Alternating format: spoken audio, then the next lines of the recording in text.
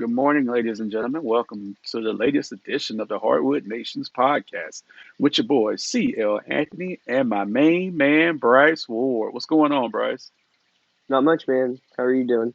Oh, I'm doing fantastic. Hey, we're gonna jump right into it today. We got some topics that we need to cover. So, we're gonna start with: was Damian Lillard actually a fraud? We're gonna talk about the health of Zion Williamson. We're gonna talk about Anthony Davis. Has he really fallen off? Like, what's going on there?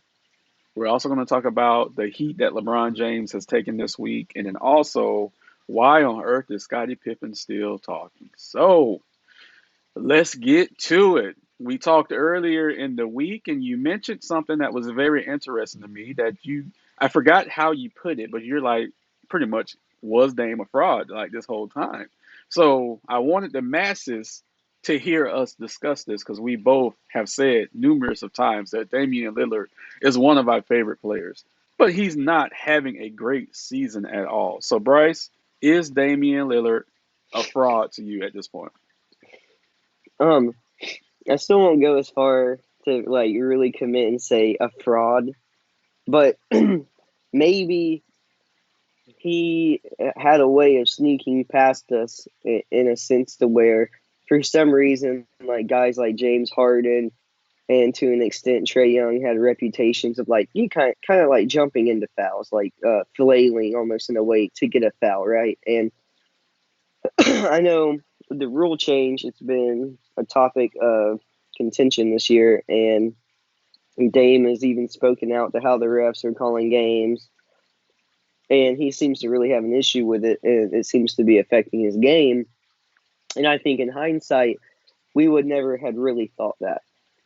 Like, he just didn't get the kind of attention for and the kind of reputation not like Harden did. Like Harden was probably the poster boy for it, and I know a few people have already come out, kind of said that, including maybe I think what even Steve Nash mentioned the Yes, focus Steve on Nash did. Harden.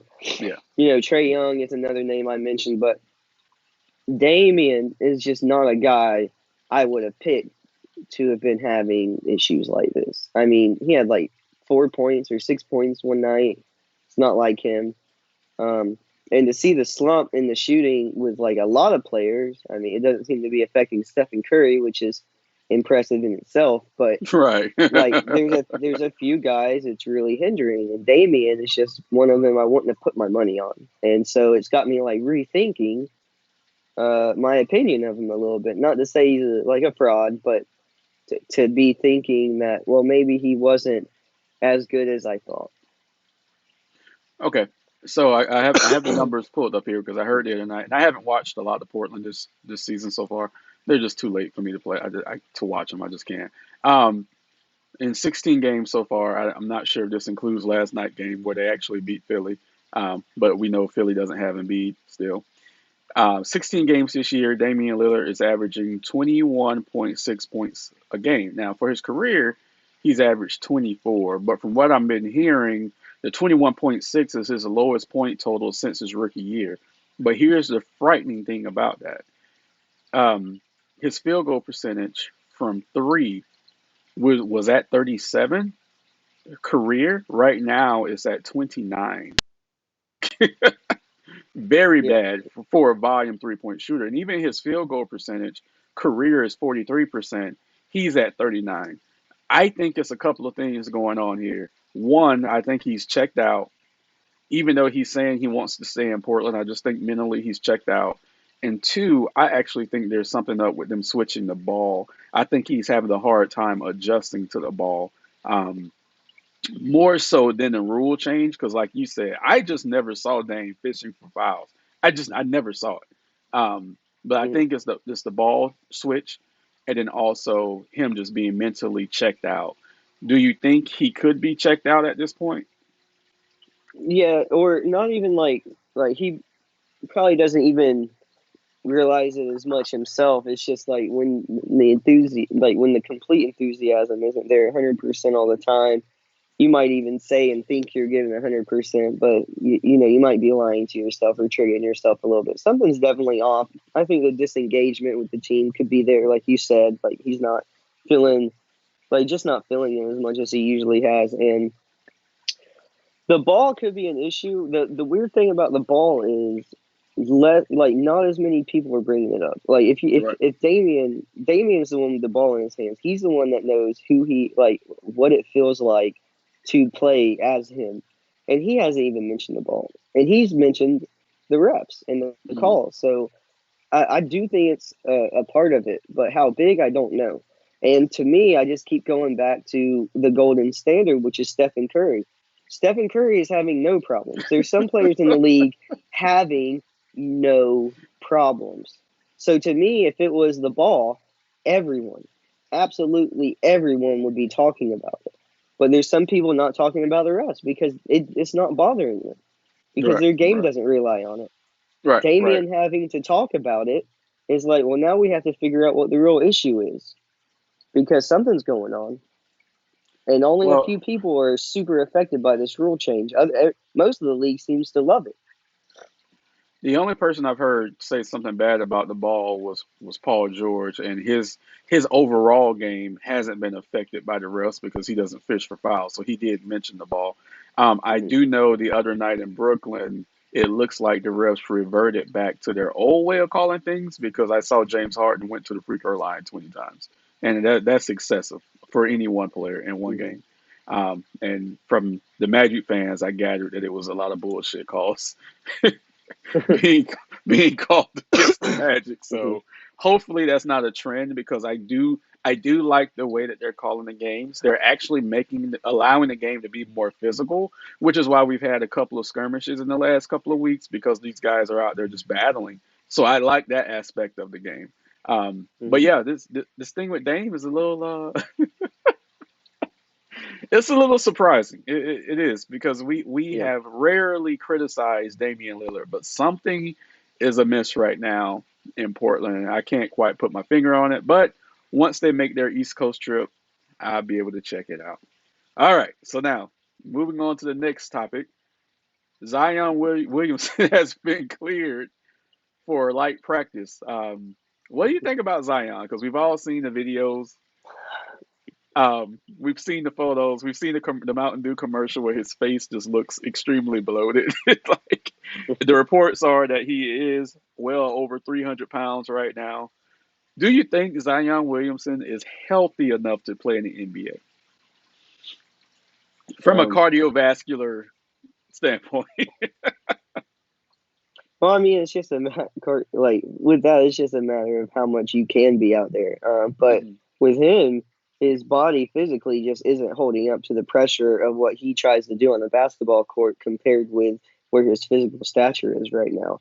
It's he, I mean, he played like he came into the season overweight already, and Yeah, then he got heavier, and he immediately got hurt because his body's you can't do that.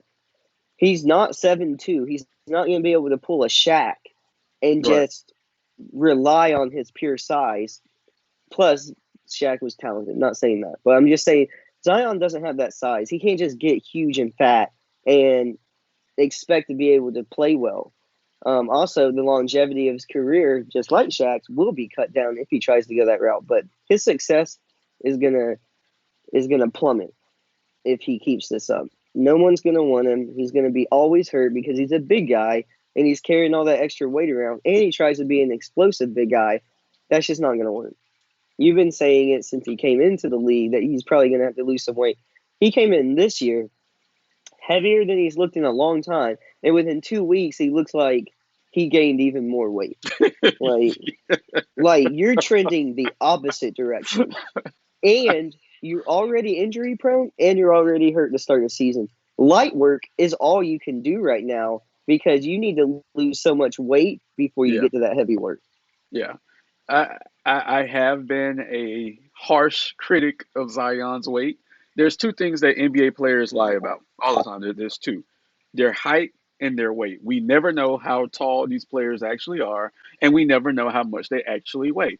When Shaq was in his prime, I would tell people you had to put a question mark behind his weight because you never knew. Shaq was clearly close to 400 pounds at one point, but he was listed at 320. Okay, it just they Mhm. always lie. Um, right now, and this is, I don't know when these measurements were taken. I don't know if it was even his rookie year a couple of years ago. Zion is listed right now at 6'6" and 284. I think both of those are a lie. I think he's more about 6'5" and a half, and we know he's over 300 pounds at this point. He may be pushing 320 at this point just by the eye test. He's a big boy, and like you said, he's not as tall as Shaq, who was between 7 foot and 7'2", where he could carry that extra weight. Um, yeah, the injuries did slow him down at the end of his career, but Shaq really wasn't injured at the beginning of his career because he was actually slimmer. Hmm. Zion's doing the opposite. Yeah. He's doing the opposite right now. I want the kid to do great. Um, Hmm. I question his desire. He's an explosive young man. And when you carry that much weight, it's hard to be explosive consistently. And that's my only problem with him. He would have to almost go to a finesse game like Shaq did when Shaq started picking up the weight in Los Angeles. He went to more of a finesse game. Zion has to get that now because trying to be explosive and carrying the weight that he carries, he's going to have a very short career. Those knees are not going to last at all. So, Anthony Davis, one of your Kentucky boys. I looked at his numbers the other day. He's averaging a double double, 23 points a game and around 10 rebounds a game. But something seems to be off as well with Anthony Davis. Now, the reason why I say that is for 2 weeks you had no LeBron. You still have Russell Westbrook trying to figure out how to play within that system.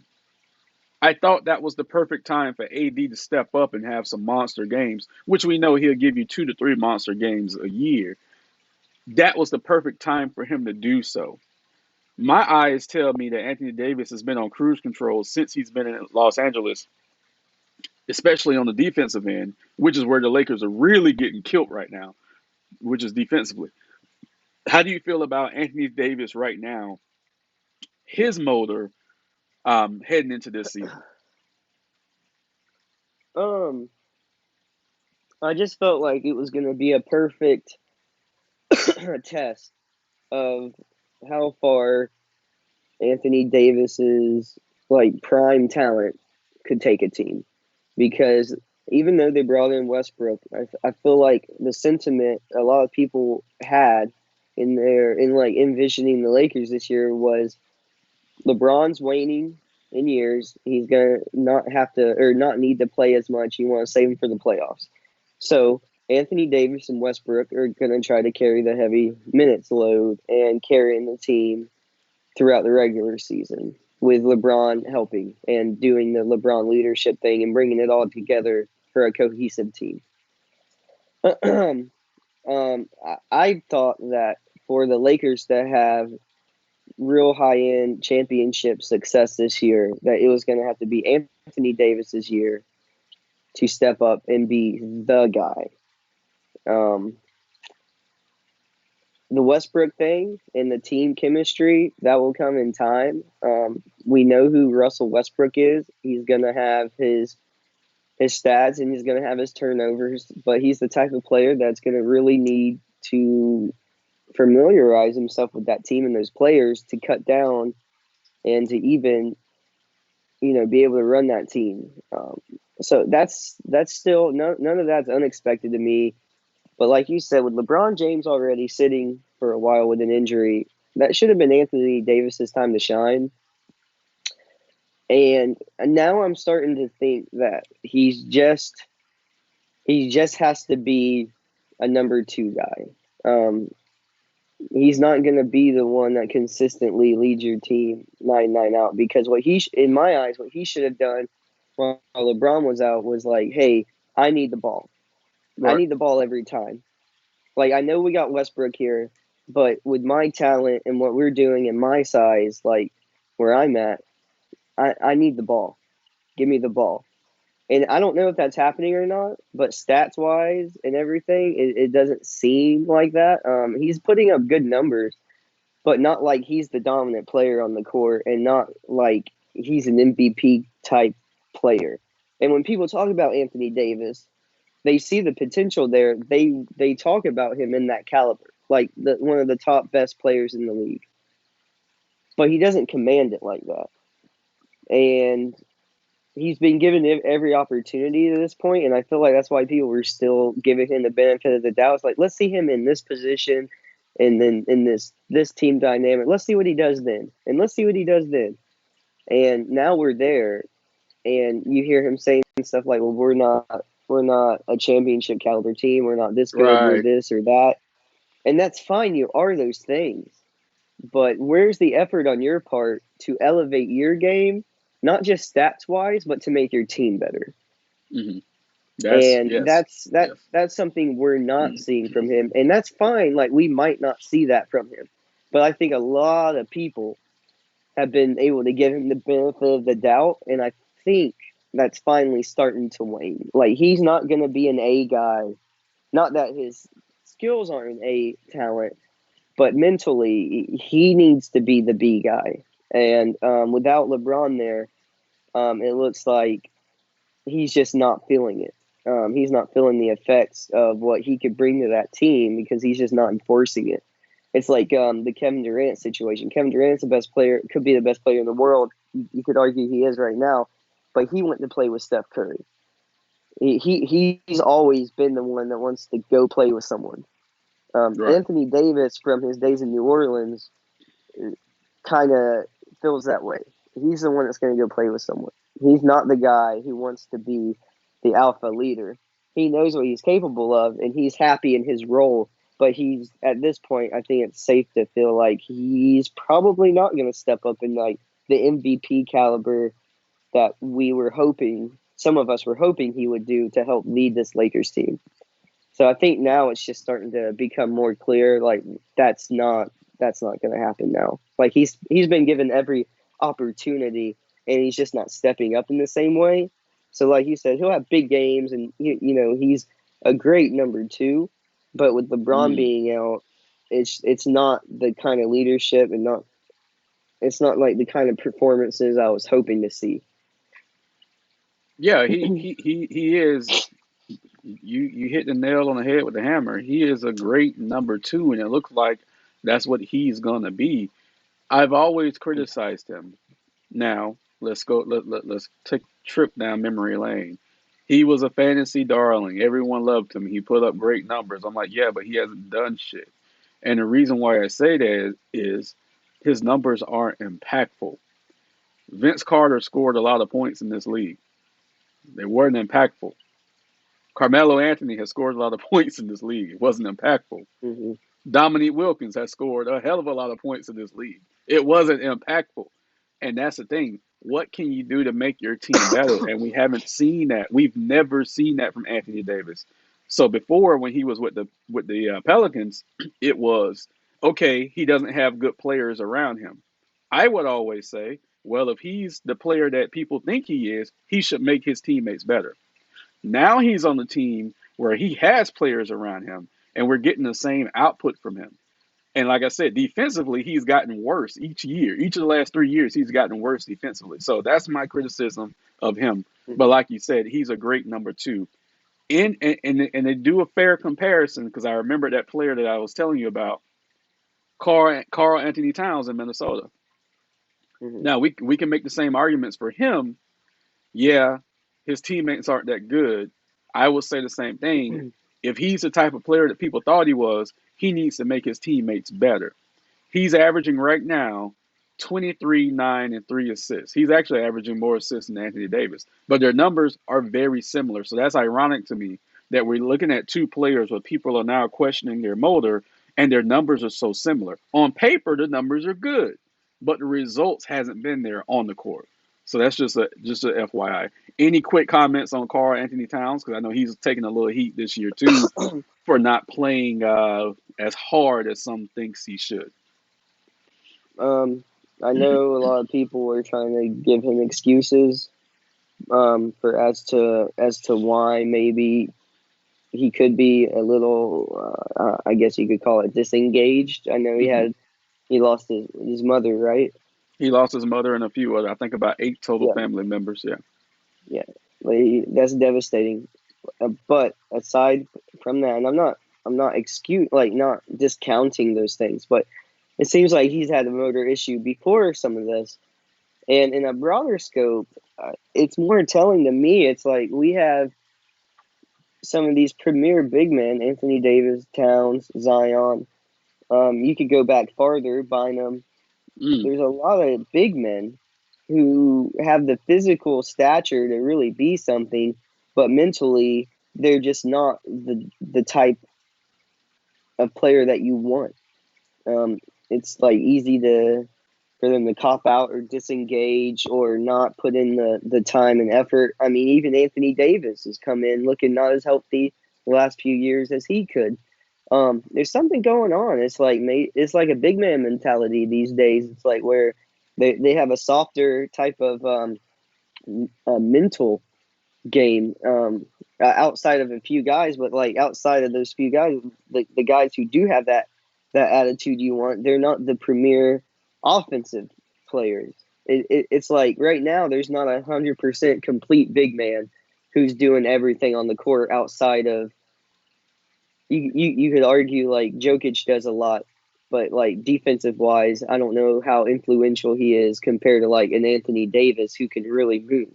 You know what I mean? Like right, Jokic it might be okay on defense, but he's not making the type of plays like Davis could make, like Towns could make. right. And those guys just seem disengaged and not even putting in the physical effort sometimes. So I don't know what's going on, but it's been a problem with big men. I've noticed. It seems like for a while. Yeah, that's a great take. Moving right along, LeBron James took some bullets this week. He just returned back from a 2 week absence. Lord, I can't talk to that. But your boy Enes Kanter in Boston, who has been a huge LeBron James critic for years, was at it again. And just to give our listeners some context, or viewers rather, um, Kanter hasn't been playing a lot for the Celtics. Some people think it's because he's been speaking out against the injustices over in China. We know that LeBron James caught heat a couple of years ago for ignoring some of those injustices. And ahead of their televised matchup between the Lakers and the Celtics this week, Cantor sent out this tweet, which I sent to you, and he also tagged LeBron James in the tweet. So I'm just going to read it verbatim. So Cantor put out money over morals for the king, and he put king in parentheses. I'm sorry, in quotes. Sad and disgusting how these athletes pretend they care about social justice. They really do shut up and dribble when Big Boss, and then he has a China flag behind it, says so.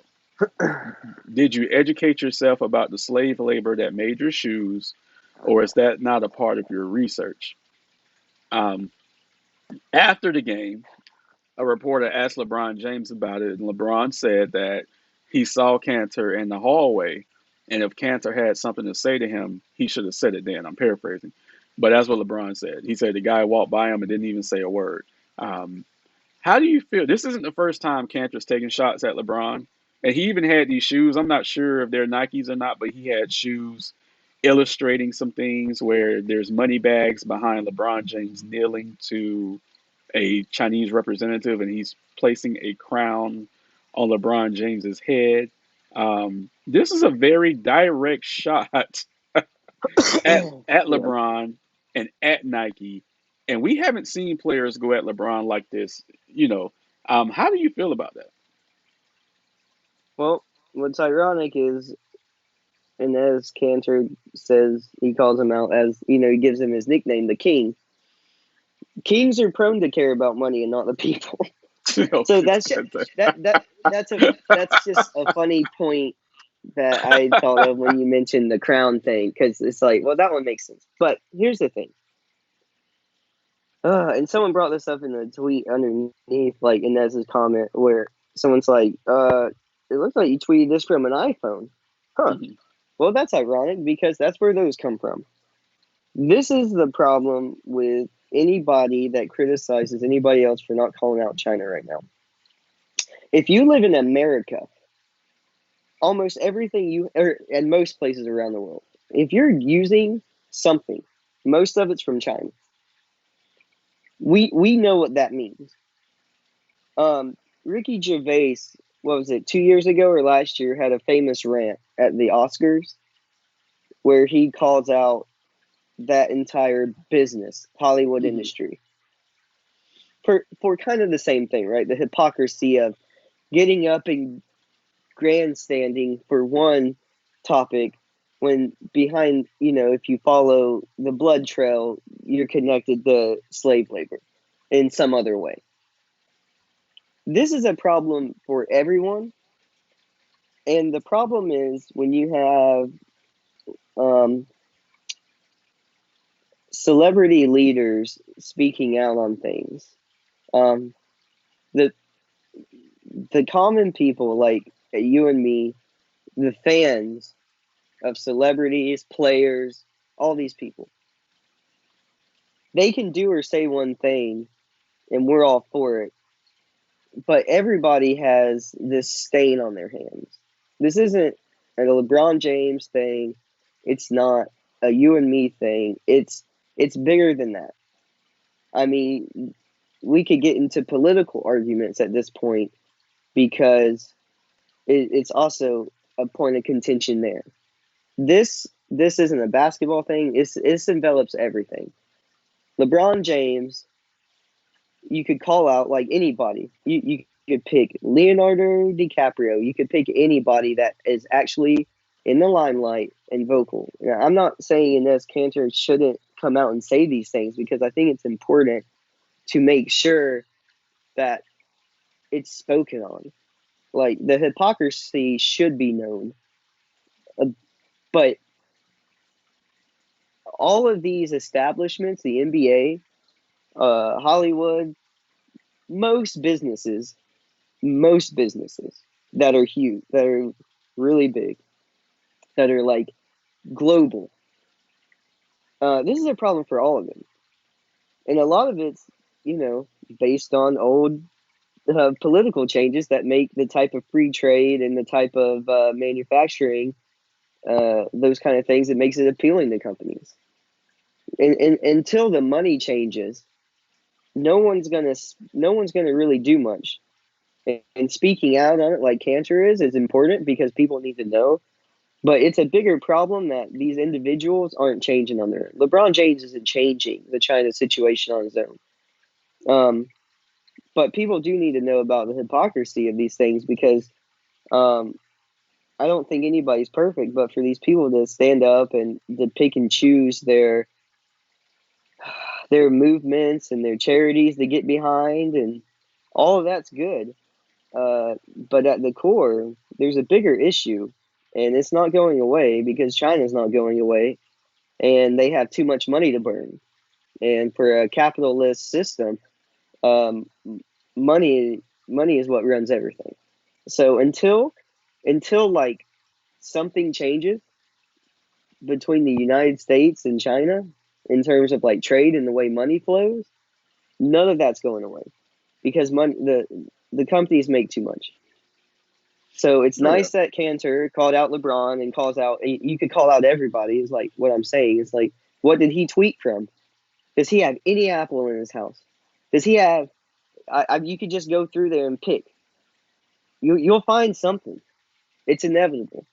So it's nice that it's more and more people are talking about it. But until there's a higher up change, nothing's. China can't be touched because they have too much money to throw around. Yeah, And that's a and we problem. won't. That's a problem in everything, not just the NBA. Yeah, we won't see that change in our lifetime. Another thing is that I believe the Chinese government, because they regulate all information coming in, internet, television, Mm-hmm. things of that nature. I believe they paid the NBA and the Celtics Mm-hmm. something around $19 million to have the broadcasting rights to the Celtics over there. But now, Mm-hmm. due to Cantor's vocalness, they've actually blocked all Celtics broadcasts from China. And also, as a retaliation, Cantor believes that that's why he's not playing right now in Boston because he's a capable big off the bench, but he hasn't been getting Mm-hmm. a lot of playing time. So he's hinted that his outspokenness is why he hasn't been playing, and he's going to keep trying to expose more things to make the league as a whole look bad as well for being in bed with China. So yeah, it's a very tricky uh, It's like Very a few tricky months back. situation. You saw the John Cena apology, right? Just for Oh yeah, acknowledging that Taiwan was a country. yeah. He was Yeah, speaking Mandarin, yeah, fluently too. I was yeah, like, what in the world yeah. is going on here? So like Fast and Furious fans, you can't be upset. You can't be Yeah. upset. You love those movies, right? Straight pandering. So it's just it's so easy to just close your eyes and say some stuff, but you're Mhm. probably connected to it to yourself. So you just got to be careful on always pointing the finger. It's important to point the finger, but your hands could be just as dirty. So Mhm. There's also a quick story where Michelle Beadle, formerly of ESPN, was on the podcast recently. Excuse me, and talked about how for whatever reason LeBron James didn't like her. She cited criticizing the decision, but LeBron James didn't like her and actually attempted to get her fired because he didn't like her take on the decision, which was God, what 12 years ago at this point. It's like what is going on in this hmm world, right? Um, I know athletes have power. I don't think athletes have the power to get sportscasters fired, but hey, he tried, and I guess he found out he couldn't do that. Really quick, do you want to be like Pippen or do you want to be like Mike? Which one is it, Bryce? um, well, one's a pretty common saying, and one is associated with someone complaining too much. So, Yeah. and what's funny is like even the people like deep in that community, like the Will Bonds, the Stephen A's, well, not as much anymore, but you know what I mean. The guys that are tied to the rumors and the inside talk of these NBA players, like nobody really seems to be backing up Scottie Pippen here. We all know what Jordan is. Everybody at this point knows what Jordan is, and that's accepted because he's considered by all the greatest of all time. Um, Scotty just at this point, it feels like to me, outsider looking in, watching what everything unfold. You won your championships. You're upset because you're not getting the clout you felt like you deserved.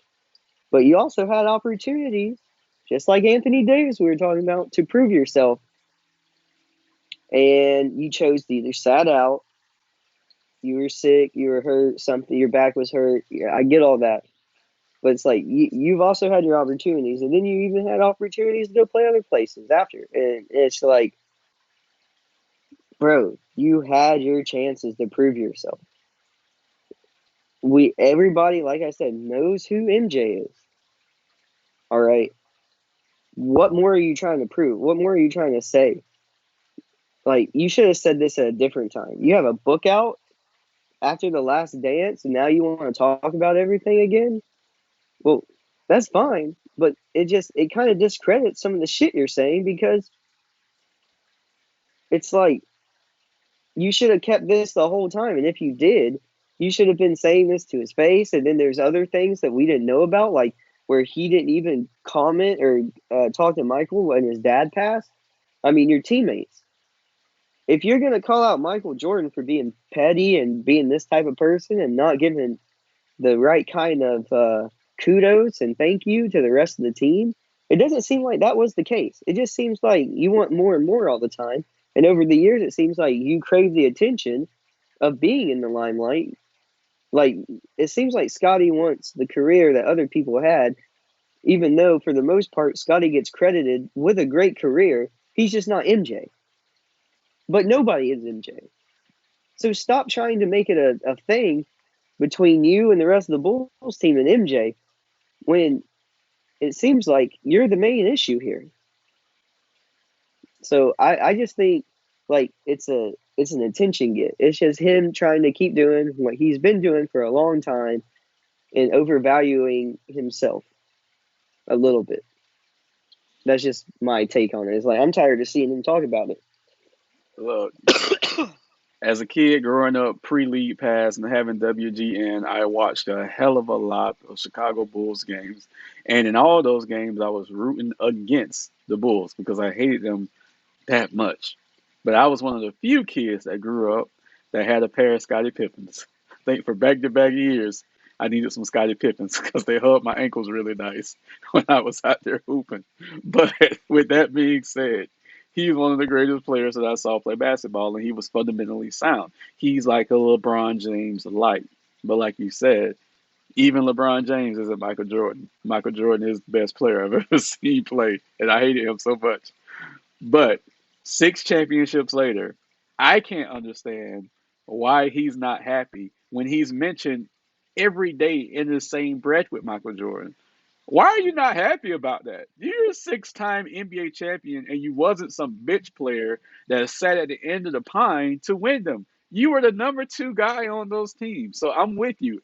I don't understand why he's unhappy. I don't understand why he's still talking. Well, I do kind of to sell the book. I get it. But no matter what he does, he would never get from underneath that shadow. But it's not an unfair thing. The entire league is underneath the shadow of Michael Jordan. They're Exactly. they're never gonna be able to come out of that shadow. God knows LeBron James is trying. Okay, he's trying hard. He will never be from up under that shadow. It's just what it is. It is just what it is, and it is getting more crazy by the week because this week now Scottie Pippen said Michael Jordan is the one responsible for the NBA game not being played well today. That's Michael Jordan's fault. Like, get out of here. Hmm. Um, it's crazy. It's getting a little circus like right now. Um, I still hope those two can hash it out. But the thing that you mentioned about Michael losing his father and Scotty kind of not being there for that, that's indefensible. Like there's nothing that I don't blame Mike for that. If that is Michael's core reason for I'm not gonna say shitting on Scotty, but for just unacknowledging him, he has every right to do that. So After this Reggie Bush, Darren Williams fight, I suggest Scottie Pippen, Michael Jordan. Just let them box it out. dude, you know how much money that would get? I know. You see Michael Jordan like try to become the greatest fighter of all time, Bro. training Mike Can you Tyson or something. yeah, well, can you imagine him ending up fighting Mike Tyson? No. Dude, everyone would buy that. Dude, they could charge $150 and everyone would buy it. You talking about a money grab? Are you kidding me? Are you Mike, kidding yeah, me? but we don't want to see Mike Tyson kill Michael Jordan either.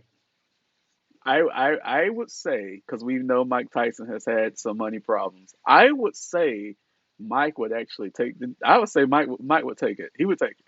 They would work it out where Mike would take it. He would get knocked out. He would Yeah, just fall out. yeah, I don't know. I don't want to see that one, but MJ versus Scotty, yeah, let's line that one up. We're Like, in this. Well, in this right now.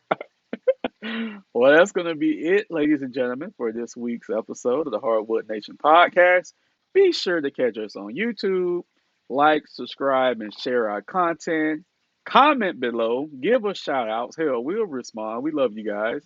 Follow us on Twitter at Hardwood Nation. I'm tweeting more now than ever before. And yes, I'm that troll. Just ask Tracy McGrady. You guys have a good night. Mm.